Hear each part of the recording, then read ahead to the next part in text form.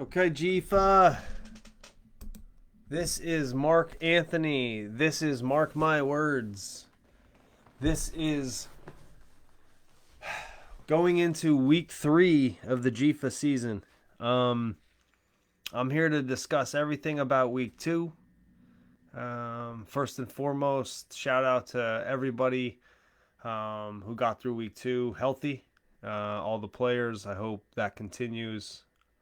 I don't know if I heard of any really serious injuries, so that's really good news there. Um, I want to make sure that first and foremost, we kind of talk about the elephant in the room, and that's going to be the Carbon County Savages folding. Um, it's unfortunate that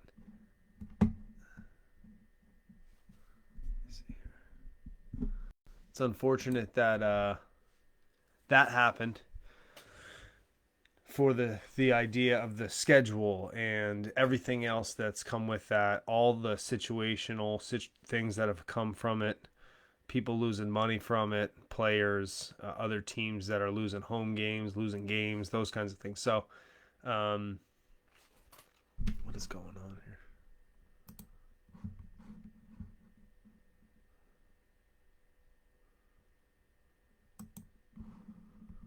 The FP, I don't know what that means. All right. Anyway, hopefully you guys can hear me and everything else going on. Yeah, for me, it's it's a bummer that the Savages kind of had folded up shop in the middle of what was arguably one of the greatest Jifa games that I've seen. And to be honest, I really want to address the game. To me, I want to go there first, and I want to say like I was so it started slow, it started dull, and I think it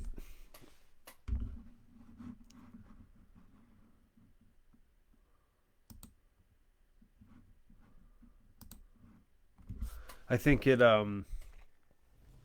it ended up being one of the best. The last 5 minutes and into overtime, it felt like an NBA game, an NBA Finals game where you just kind of those last couple of minutes was really the focal point. Um, it's just what it felt like. There was no urgency in the beginning of the game for either team. I was really impressed with the way the Tomahawks kind of kept going. Huge shout out to LaShawn Brown.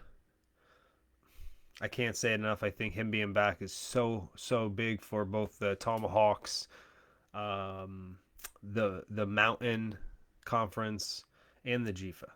I think talent like that is um, it's important to try to keep it around. And the fact that he has an opportunity to live back this way and wants to play again is awesome. So I'm really rooting for him, and I thought he did a great job staying poised. I talked to him after a few different drives where I know he was missing some open guys, not happy with himself, and you know, it's been 5 years. He told me since he's played. I thought it was less than that, but that's a huge time off to kind of get some of that rust off. It's going to take some time, but I thought he did a great job at still sticking to his guns, taking what he was given, making the throws he had to.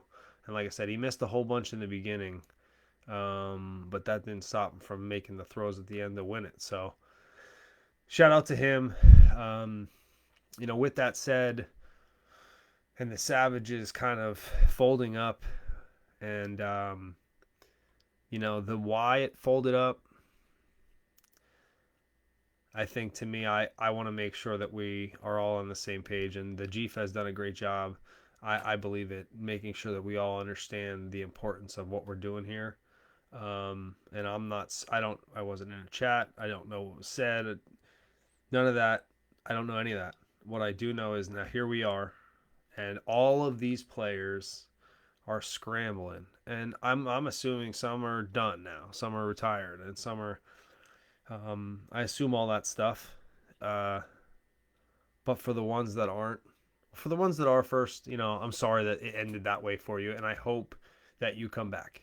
I hope that the league, that representation of whatever it was, isn't what you think all owners are going to be and what it's all going to be like. And I hope that you can have some faith and trust in the next one. For those players that have moved on, most of you might have already signed. I hope you're thinking it through. And this goes for future reference too. Take your time, think it through, get to know who you're working with, those kinds of things. With that said, everybody moving around now, man, it opens up so many things. I feel like it changes the valley. I need to do a little more digging on what's going on with the Comanche, but with the Mustangs making a jump, in my opinion, with the Cyclones being pretty clear cut that they are the top of the league still. And with the Warriors, to me, just doing what they have to do to continually prove that they're one of the better teams in the league as well. I think the Savages guys running around and moving around to different teams is going to be. I want to see where guys settle. I want to see where guys end up. I want to see how that affects teams. I know Wildcats got some guys. I know Comanche. I'm sure that they have been scattered. I'm rooting for all of you players. I hope that it works out for you. I hate that it worked out this way, but I hope it works out in the future. I know some guys over there, and I hope things are. I hope you guys stay in the league. That's all I can tell you. With that said, looking forward to week 3. Week 2 also brought a couple surprises, I guess, so to speak. I mean, you finally got the Mustangs' first big win. A huge shout out to them for sticking to their guns. The defense looks really good. I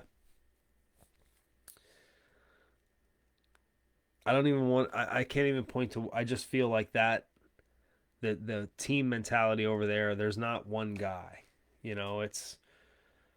It's led by a unit. It feels like an aggressive family, ready to do what they have to do to win.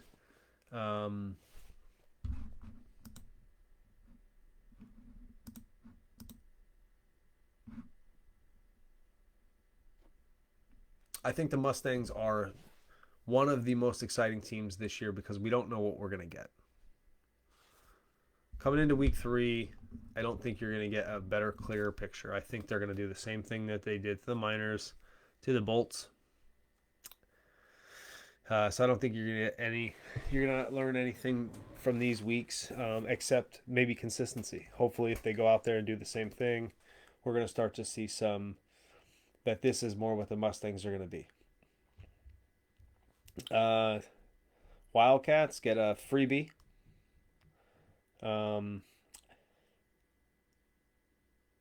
I don't tell any team how to run their stuff, but I would encourage you guys to get out there and practice together, especially for those new guys. If you have a free week, I would practice when you can, and I would also try to get to games. I think you have the Buffaloes week 3 or week 4, and I think they're the Skyhawks. Maybe that's not a trip. It's a trip maybe you can make. I just want to see you guys doing what you have to do, and I want to see a turnaround for you guys big time, the Wildcats. So don't waste this week, even though you got a free one. Then we get to the game. To me, it's a toss-up for the game of the week. I would say people are going to lean to the one I'm probably going to go to, which is Vikings Comanche. But let's talk first about the other one, and that's the Cyclones at the Tomahawks. I think this rivalry is something that has been Been around for quite a long time. Again, back when LaShawn was here before. I think he helped make it a rivalry, obviously. Um, and I think for me, I think that's going to be rejuvenated here. You have the Bells back in Mifflin County. You have you have pieces all over the place that are brand new. Um, I've talked to a couple players. I've talked to Brian Rogers, and I think that I feel confident in their belief. I think they were a quarterback away from just being right here, and LaShawn is that quarterback. I believe that. So I think look forward to that game if you get a chance to get there or watch it. If I don't know if King go into the game, I don't know what's happening yet, but if somebody gets to live stream that, that's going to be a good one to watch. I look forward to it either way. Yeah, Mustangs, like I said, that's going to be the same thing. Spartans, I mean, you might see something. I still think that's going to be just completely one-sided, but maybe you see something from the Spartans. Big win from them last week. Beating a Skyhawks team that just doesn't look ready.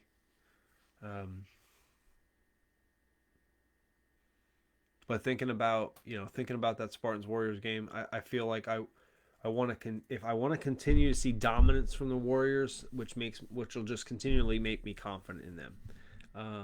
I'm starting to lean in more towards the teams that I've felt like I've been pushing back for. The Cyclones, the Warriors. The Warriors for so many years they didn't prove anything to me, and I feel like this year they're just grinding. Haven't heard as much. I think that I feel like maybe we're onto something with them. So I look forward to that game, even though I do think it's going to be a one-sided game. Then we get to the big one, the one that I'm going to go to, the Vikings at the Comanche in Linglestown. I don't know what I'm kind of going in blind, not knowing what to expect from the Comanche, and obviously the Vikings coming off that loss. Close loss, but still coming off that loss. And then you had the close win the week before to an obviously better Mustangs team. This one's going to be tough. But I think for me in this game, I just want to see where these teams are. If both teams struggle to get their offenses going, if it just looks like it's clumsy and clunky, I fear for both of these teams moving forward. I feel like defensively they're there, so maybe this might end up being that kind of game because of the defense. But I think we'll know more if it's the defenses making it that way or if the offenses just aren't getting it together. So we'll see how that goes in Linglestown. I'll probably, I don't know if I'm going live or if I'll be showing clips, but either way, I'll be doing live commentary or interviews during the game as well. So tune in for that. Then we got the Raptors at Miners. I don't know much, guys. I mean, the Raptors, I still need to see a bunch more. Definitely better than it was the first week, but and they're a young team. Even though they're not, they are. So, huge win they had last week against the Bolts, and it's the Bolts, but it doesn't matter. 54 points, 54 points. I think that's what they had. So, keeping an eye on the Raptors just to see what they do. Maybe they squeeze in there, and all of a sudden, like I said, with the Savages dropping out, and the Comanche up in the air, and the Mustangs, there's room there for that 4 seed. I think for someone to surprise us. The Buffaloes at the Skyhawks, I think that same thing. I'm looking forward to the Buffaloes continuing their dominance, what they've been doing. I don't anticipate that being a tough one. Overall, week 3, I think for me, I just really want to see the consistency. I want to see the Cyclones, if the Cyclones are who they say they are, and the Tomahawks who I think they are. I think it will be a closer game because I think of LaShawn and those guys that are back. But I think if the Cyclones are who they are, that rust that is still with the Tomahawks, that might be a problem. It should be still a pretty significant win for the Cyclones. That should be what we see. Mustangs, again, same consistency to see. Warriors, the only game I foresee that should be close is obviously the Vikings and the Comanche. I think that's the only one that should come down to, the wire. But do not be surprised if the Cyclones Tomahawks game gets tighter than people think. If the Cyclones continue what they're doing, it's not going to be. But I have a feeling it could be for maybe different reasons. But I look forward to both of those games, guys. With everything that's going on with the Savages and everything, I'm hoping that everyone has an opportunity to do the thing they love to do. We here that do some of these podcasts and everything else, I'll be honest, I just do this because I like it. I love watching. I didn't think I would ever want to watch these games after I'm done, but you guys make it exciting. You guys, the talent is crazy. It's fun to watch, and that says something. So whatever has happened with the Savages, those players that want to continue their journey, please continue your journey. Find a team. If it means finishing the year off on the sideline and finding a team next year, please do so. That's all I really have on that. I'm looking forward to week 3. I'm going to try to get a few articles out here to the staff tonight. If they can get posted tomorrow, that'd be great before the weekend. Please, guys, make sure. I don't know how quick this was. Let's see here. Yeah, it's a quick one. I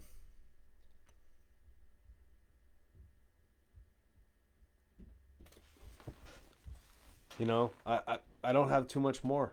I think week 3 is we're going to continue down the path. For those of you guys that tuned in to the Inside the G Fund Monday, 4th and 20 yesterday, please continue to do so. King, I don't think he went tonight. He's going to be going on Friday now. So tune, I think it's 8 o'clock. What he's doing is so awesome. His fans corner. Just please tune into that. That's some fun stuff. It'll keep you into tune on what's going on with all the teams, the big highlights. And he has a lot of fun with it. So, Jifa, keep watching. Let's not, in terms of football, let's not let this thing derail everything else that we've tried to work for. And I'm kind of proud to still be a part of this with you guys, and I hope that the ones that stick through and the reimagination of all these teams from the new players, I hope it just helps everybody. Obviously, teams are going to lose, but I want to see guys out there doing what they love, having fun, staying healthy. So, Jifa, good luck. Week 3, I will be at the Comanche game at 1 o'clock. Like I said, I think King is going to be at the Cyclones game. So tune in, watch what's going on, and we will see you guys on Saturday.